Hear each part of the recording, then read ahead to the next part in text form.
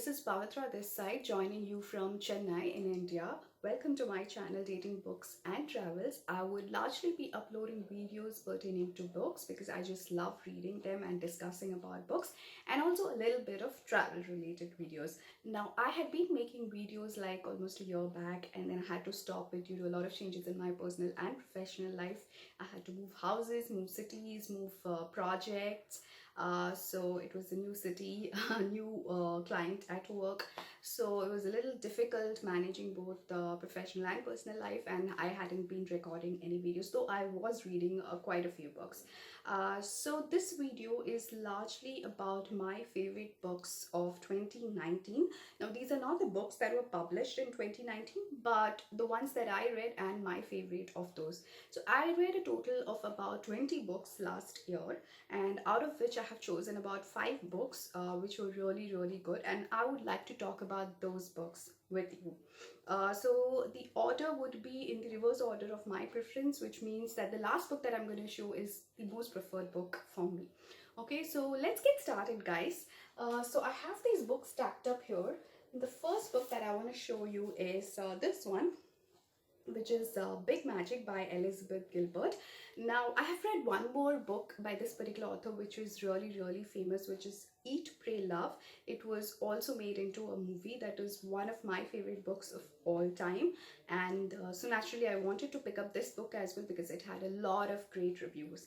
This book, it largely talks about being creative no matter what profession you're in, no matter what you do in life. And so 2 important messages. I'm not giving away the spoilers, but just very 2 key messages that would like help you pick up this book. Okay, so the first one is, like I said, no matter which profession you're in, just try to be creative.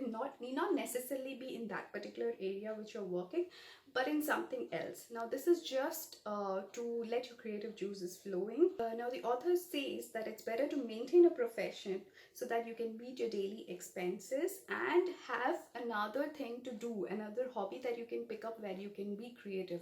So this would ensure that you do not abuse your creative side or what you're doing to keep your creative thing going. And she has given examples of a lot of people who have tried making their creative side into a professional one, because of which they have not been able to sustain their life, and it also puts an additional pressure onto their creative profession as well. Okay, so that's one message. And the second thing is that these ideas, right, they are like living things, because they travel from one person to the other till it gets manifested. So supposing there is an idea that comes to me saying that I need to make travel related videos or book related videos, and if I don't manifest it, it will go to someone else, and it keeps flowing from one person to the other till it gets manifested. And she actually gives examples, her real life examples of which says that how she has discovered this particular thing. So these are the 2 key messages, and there are of course a lot of other things that she discusses about. So please go and pick up this book. It's very inspirational for anybody, and it urges all of us to be creative in our lives. So the next book that I'm going to be talking about is this particular one. It's called It's Not About the Bike by this famous cyclist Lance Armstrong, and he has written it with Sally Jenkins. So this particular book is about a cyclist who and his life right from his childhood till the time he goes on to win all the Tour de France tournaments. Not all, basically 7 tournaments he wins. So what kind of trainings he undergoes, how his personal life has groomed him. Basically, he has faced a lot of hardships in his personal life right from the beginning, right from his childhood. He is brought up in a without his dad, to single parenting. So his mom has been really supportive. His girlfriend is really supportive. The kind of sacrifices they all make, his friends, his coaches, to bring him up to the level that he is. It also primarily talks about his battle with cancer. Yes, he gets infected with cancer, because of which he needs to withdraw from cycling, take a step back and go for his treatments, his chemotherapy sessions. Now that kind of adds on to his mental pressure, and it kind of challenges him physically as well. But after the treatment, he comes out in a very strong manner, both physically as well as mentally. He does training which is much more strenuous than what it used to be earlier, and he goes on to win the Tour de France tournament 7 times, which is one of the world's most strenuous and longest cycle rides.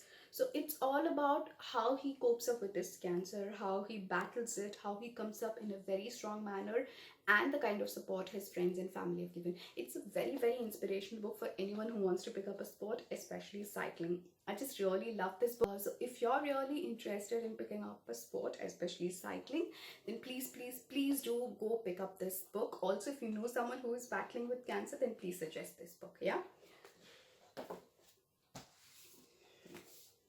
Now, the third book that I would like to talk about is this one, which is Harry Potter and the Prisoner of Azkaban.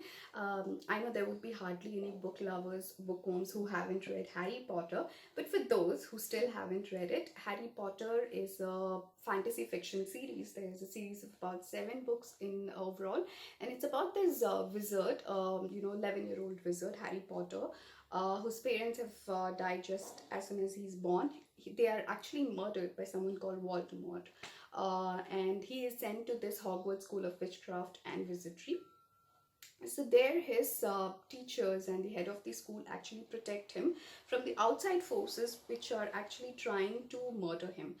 So this book is actually about this person called Sirius, who runs away from the prison of Azkaban and is on the lookout for Harry Potter to murder him. So what are the adventures that he faces, and how his friends, his school head, the teachers and all try and protect him? What are the adventures they face?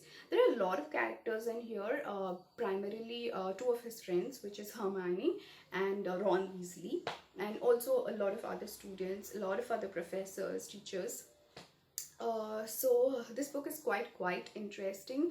The all the adventures, not just this book, the entire series is actually interesting, but this is one of my favorites out of the entire series. So if you would like to have some fun read, then please do go pick up this book. There are also movies based on these 7 books, which I'm sure you would enjoy. Yeah.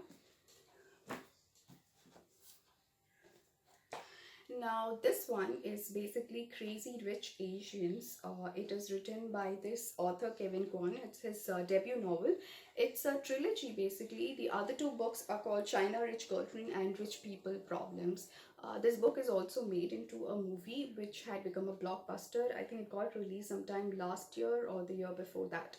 Now this book is about this girl who's in her late 20s. Her name is Rachel Chu, and her boyfriend Nicholas Young. Now both of them have been dating for a couple of years in US, and Nicholas Young decides to go to his country, which is Singapore, to attend his childhood friend's wedding. Now, both Nicholas Young and his childhood friend are really rich, and they're richer than what you can imagine, but she doesn't know. That is, Rachel Chu doesn't know about this when he's taking her over there. He wants to take her to Singapore to get her to meet his parents, so he's kind of pretty serious about this relationship. But his parents, rather his family members, do not approve of her. So how she copes up with this situation? Not just his family members, some of his friends also don't approve of her. It actually gets really tough for her to adjust in that sort of an environment where everybody is kind of rich. They're like showing off, and money is all everything they talk about, and there's a lot of flamboyance everywhere. Everywhere you do, whatever you wear, everything is like branded. But it's a very interesting book. It's a very much of a fun read. It's based out of Singapore. Now the movie was shot in different places because they really couldn't find huge palaces to shoot the movie in Singapore. So it was, I believe, shot in Malaysia as well, Malaysia and Thailand. So there is some bit of a difference between the book and the movie. Some parts are actually cut out. So I urge you to read the book first and then go and watch the movie. There are many more characters in this book, particularly Nicholas Young's one cousin, who comes out as a very strong character. She actually marries somebody who's not as rich as her, and she makes a lot of sacrifices for him, and she is also shown to be a very strong character. So yeah, I just really loved this book. But when I spoke to a friend of mine, he was saying that Singapore is not at all like this. Of course it's not like that, because it's very cosmopolitan. You will find people from all over the world. Whereas in this particular book and the movie, it's only about Asians. Okay, so that's one difference between what is in reality and what's in the book.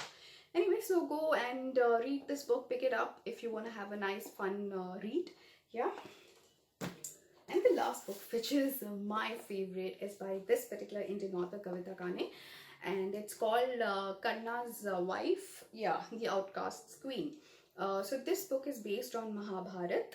So for those of you who don't know what Mahabharat is, I'm sure most of the Indians out there would know about it, but for those of you who don't know, it's one of the two famous epic tales of India, which was set back in the BCs. It's about the two families, that is Kauravas and Pandavas, which the two families actually get into a battle for the kingdom of Hastinapur. And the battle happens in the land of Kurukshetra. Anyways, this is just a brief thing. The reason why the battle happens is because Kaurava's father, that is Dhritarashtra, he's blind and he's the eldest son in the family, whereas Pandava's father, that is Pandu, gets to rule the kingdom. So naturally what happens is Pandavas are actually entitled for the throne, but the Kauravas, they want the kingdom. So they just play a game of dice and there is a betrayal that happens and Pandavas are sent into exile into the forest for about 14 years. Okay, so how they come back and how they win the battle and the kingdom back is what the story is about. I've told you the entire story in like 2 minutes, but there's a lot into it. Now this particular book is on based on Karna and his wife. Karna is basically born out of a wedlock to Kunti and Lord Surya. Kunti is the mother of Pandavas, that is 5 brothers. Okay, so basically Karna happens to be the eldest son, and nobody knows about this truth, and she just gives him away. And so he's born and brought up in a not so rich family. He's got humble backgrounds and he's treated as an outcast wherever he goes, and he also, because he's not of a very high caste, he's basically a charioteer. The eldest son of Dhritarashtra, that is the eldest person from the Kauravas brothers, he kind of befriends Karna, and there is this unblinded friendship between both Karna and Duryodhana, and Karna is willing to go to any extent to do anything that Duryodhana wants. And he also does a lot of mistakes in trying to fulfill the friendship, actually, which Karna actually knows that it's wrong. And this book is primarily from Urvi's point of view. Urvi happens to be Karna's wife, second wife. Now, what is more, very interesting about this book and why I just loved it is because this character Urvi does not exist in Mahabharata. The author has created this character, and how this character kind of integrates with the other actual characters of Mahabharata, the kind of conversations she has with them, the kind of emotions she goes through, the way the other characters perceive her. Is how this book is what this book is all about. So it's primarily Mahabharata and the battle told from Urvi's point of view. Okay, so I just really love this book for this reason, and I enjoyed each and every page, each and every conversation, experience, emotion, and everything. There's also a series by this particular name, a Hindi series. I think it was aired on Star Plus. I haven't seen that, but undoubtedly the book is just too good. There are many other books by this particular author. I've also read The Fisher Queen's Dynasty, which is based on Satyavati. That's where the Mahabharata originates. So yeah, I just love this book, guys. It's my favorite book of 2019 that I have read. So that's about it, guys. These are 5 of my favorite books that I've read in 2019. If you have read any of these books, then please do comment the comment section below, and if you've liked this video, then please give it a like and also subscribe to my channel. Yeah, happy reading and see you soon.